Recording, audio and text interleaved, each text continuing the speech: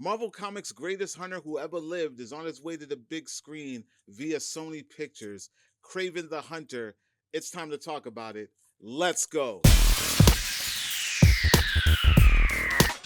What's going on, everyone? Klep Napier from wearecritics.com, and today we're here to talk about, breakdown, and review Sony Pictures' Kraven the Hunter. That's right, ladies and gentlemen. Sony has brought us another slash Marvel villain verse film based on the Spider-Man universe. And this time, this one stars Aaron Taylor Johnson, Russell Crowe, Ariana DeBose is in this, ladies and gentlemen, Alessandro Nivola, and of course, a gentleman who you have all probably seen recently in Gladiator 2 is Fred Hechinger.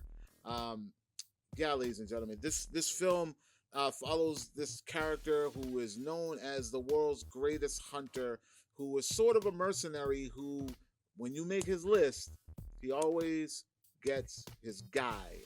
And him and Spider-Man have bumped heads many times in the comics. He's a very formidable foe of the character, and yeah, he's no joke. And when this first got announced, ladies and gentlemen, listen, a lot of people, including myself, we were on the fence. Sony has lost a little bit of trust with us. They've had hit or miss moments with these Spider-Man verse or villain verse spin-off films. We had Venom 1 that fans really loved. We had, Madam Web that fans didn't like. We had Venom 2, which fans really loved. And then we had Morbius, which fans didn't like. And then we had Venom 3, which was a complete letdown for many, including myself. But I was never really a fan of the Venom films because, like I said, it's missing that pivotal character whom we all know and love, which makes these villains who they are. Specifically Venom. I mean, there is no Venom without being attached to the Spider-Man suit, so to speak. So now we have Kraven the Hunter, and this stars Aaron Taylor Johnson. Now, what did I think about Kraven the Hunter? I'm not gonna lie, ladies and gentlemen. When I heard Aaron Taylor Johnson was attached to this film, my heart was beating immensely. I'm a huge fan of this guy. I think he is the perfect casting for Kraven. He has the look, he has the stature, he has the attitude, he has you can take him seriously in a role like this because he just fits the mold of the character. When you look at the comics, you can see Aaron Taylor Johnson. And nowadays, he's jacked as hell, man. I remember him when he was just scrawny Dave Lazuski and Kick-Ass, and this guy just overnight just kind of swole up, and now he's got the super villain mold that works in these kind of films.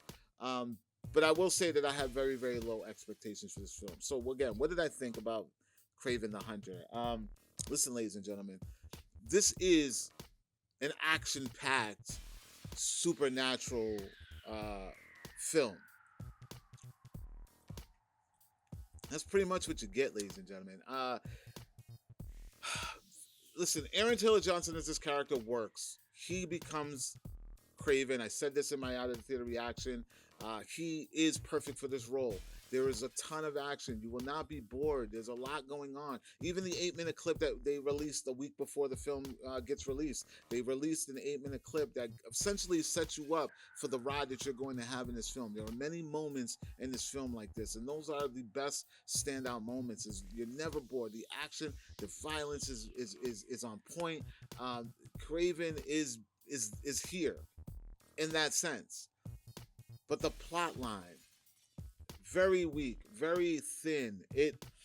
It's almost like they're reaching for reasons for us to care about this character by retconning a lot of the narrative around these characters.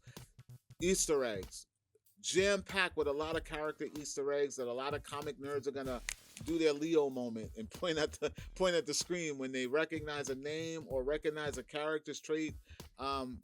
They've introduced Ariana DeBose as Calypso, which is a popular character from the comic. Her role in this is very retcon, but the fact that she's there, maybe comic nerds will be like, oh, Calypso's on the screen. We've never seen it before.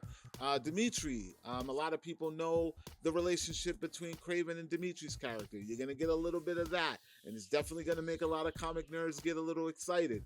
And then we have Alexi, which is played by Alessandro, who, by the way, As I'm watching this movie, I'm like, where do I know this guy from? His face looks exactly the same. It's like the guy never aged a day in his life. But a lot of people will remember him from Face Off. Yeah, he played Pollux Troy, Castor Troy's younger brother in Face Off. So seeing him as the main baddie in this, I was like, this guy looks familiar, but it didn't click on me until after I was done watching the movie. So good to see him back on this on the screen and doing some crazy things. But again, a lot of people seen in the trailer, he is the Rhino. Sony's version of the Rhino, Sony's other version of the Rhino, because they took a stab at this character before in the Amazing Spider-Man with Andrew Garfield, and then they kind of gave us more of a comic accurate look, but still in their own Sony kind of way. So yeah, there are a lot of character Easter eggs. It's just the ones that you know about from the trailer, but there are things in here. A couple of little sprinkles here and there, more Easter egg stuff to kind of show you what world they're building and where things take place and that kind of thing. But outside of that, it's a big for why, or why is this even a thing? Now it was just recently announced by the Wrap that Sony is going to be killing these villain verse Spider-Man spin-offs. So essentially, this will, no pun intended, be Kraven's last hunt. So it's been announced. Nothing official from Sony has come out, but that's the word that that they're going to be wrapping up on this whole spin-off thing, and probably with good reason. Who knows? Maybe Sony will team up with Marvel Studios and kind of do this thing like they're doing with the Peter Parker character. Who knows? Maybe that's the route they're going on, but we'll never know. But as a fan of Marvel Comics, Marvel Studios, and everything Marvel, it kind of feels like this film, like the rest, are just a reason to hold on to the Spider-Man rights, because essentially they have to make these movies. I just wish that they would try a little harder and just stop trying to or maybe announce more that their overall plan. Like, they're not talking enough to set the fans up. Like, we're gonna take a stab at these characters in a different kind of way. You might be used to what's going on in the comic books or what you're known, but we're not going to do that. We're going to take a stab at trying to tell our own iteration. They're not doing that enough, because now people are going in with expectations. You can't go into this film with expectations, ladies and gentlemen. Kind of forget what you think you know about these characters and just go along for the ride as an overall movie. And I think that your experience will probably be a lot better, because like I said, I wasn't bored.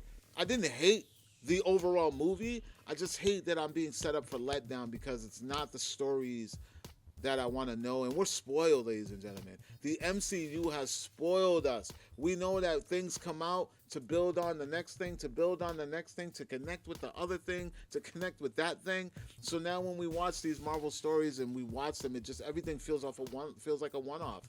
And DC, just to get off track a little bit, is probably setting the fans up for that in a smarter way, because they have the Elseworld and then they have their main DCU continuity. And I think that when it comes to Marvel, these rights, all these rights things are confusing the audience. So we don't know exactly what it is that we're getting ourselves into until it's too late. But yeah, overall, do I recommend this film? I think as a Marvel Comics fan, if you want to see what Kraven would look like on screen, check this out. But I don't know if I would ever go back. I don't think I would ever go back to it. I mean, Aaron Taylor does his thing, and there's a lot in this thing to kind of have a good time with it. But I other than that, I mean, it's just what it is. Maybe like a C minus, B minus for me for this film. I just feel like the plot is very weak, and there are a lot of plot holes in this thing.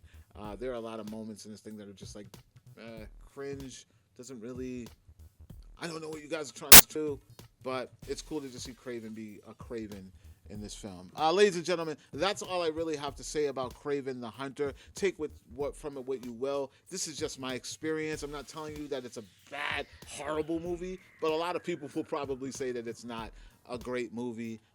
It just, like I said, the expectations, keep them low, go in with an open mind, and see what you get from there. ladies and gentlemen, let me know, how excited are you to see Kraven the Hunter, starring Aaron Taylor Johnson?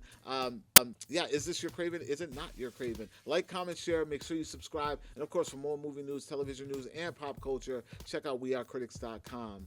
And I will talk to you all later.